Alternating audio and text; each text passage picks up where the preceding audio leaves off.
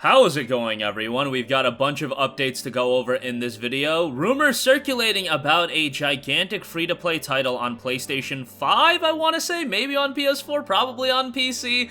That is, of course, The Last of Us' standalone multiplayer component.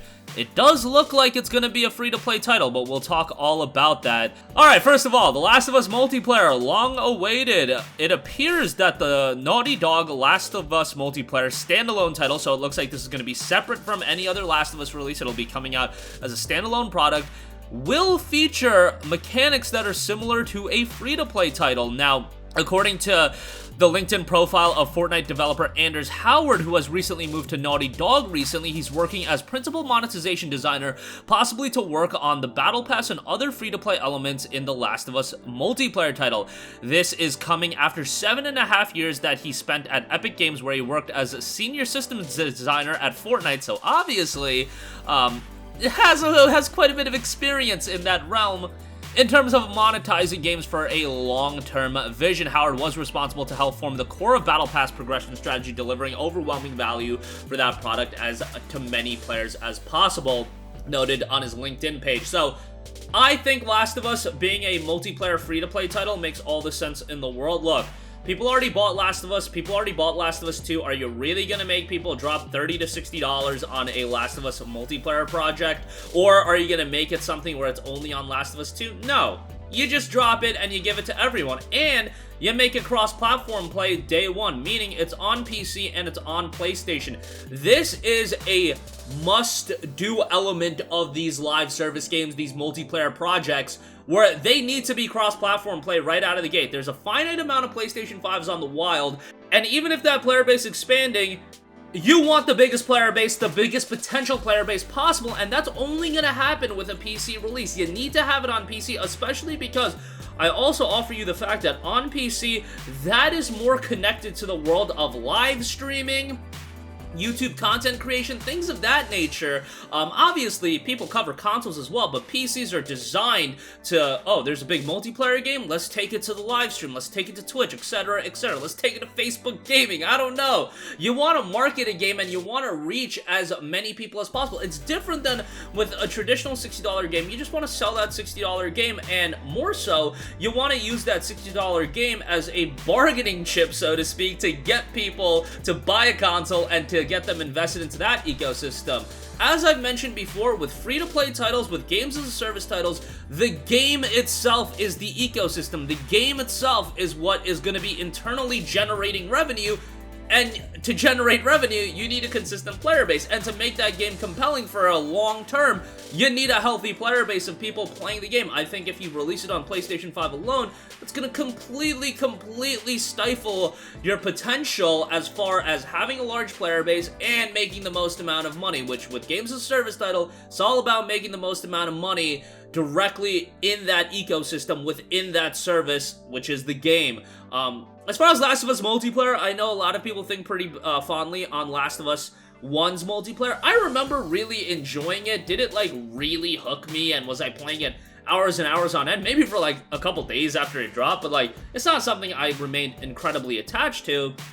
But hey, Last of Us is a gargantuan of an IP. It's only going to get bigger after the HBO show drops. We'll see if it has the similar effect that The Witcher had with the Witcher Netflix series. I don't know if it's going to get to that far, especially, I don't know if HBO Max is at the level of Netflix. HBO Max drops better quality stuff, but from a subscriber-based standpoint, Netflix is definitely bigger, but Cyberpunk had the same thing with the Edgerunners anime. I do think Last of Us is going to get a bit of that jolt with it being hyped up after that HBO show drops. By the way, that HBO show looks great. Why not parlay that show and drop the multiplayer title as well? Let's say the show wraps up. I believe it's starting in January. Let's say it wraps up by the spring. Well, the multiplayer game dropping sometime in the summer, I think, makes all the sense in the world. So that's my 2 cents on that. I know that to a lot of us, free-to-play games get a bad rap, but it's really not the end of the world, and you want a healthy player base more than anything. I get that some of you guys would rather this be a $30, $60 title, or it just being a part of Last of Us Part 2. That would probably be the best case scenario in terms of offering you the most value.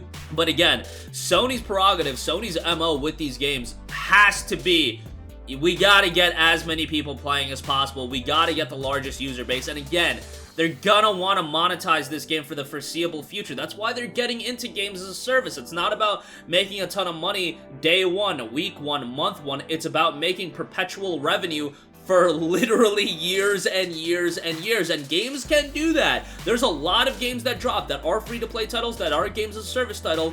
All you need is one to really click, one or two to really click. I think they said they have over 10 in development.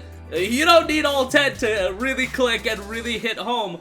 You're gonna fail with some of those, and I'm sure that Sony in their mind already thinks, hey, we're probably gonna fail with some of these, but the best way to make them succeed is number one, making them cross-platform play, having them available on PC day one, making them free to play, and then number three, which they're doing, why not just attach recognizable IPs, huge IPs already to it?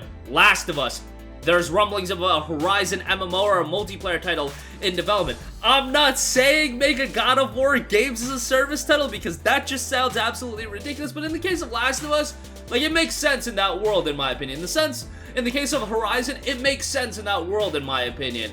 God of War, no. Ratchet & Clank, no. Like, that's not gonna happen. Make a freaking Killzone game. Like, what are we doing here? Why can't we get a high-quality shooter that, again, has some name value? Maybe release a new Killzone game and do the Halo Infinite gimmick. I know Halo Infinite was a bit of a train wreck, but I think that gimmick worked where the multiplayer was free to play, everybody got to play it right away, and then if you want to make a high-quality Killzone campaign, I don't know, maybe charge $30 for it. I don't know, are people gonna buy it for $60? Maybe, maybe not. That remains to be seen, but I think for multiplayer games, you know, there are some titles that can definitely get away with being a $70 premier purchase. Call of Duty.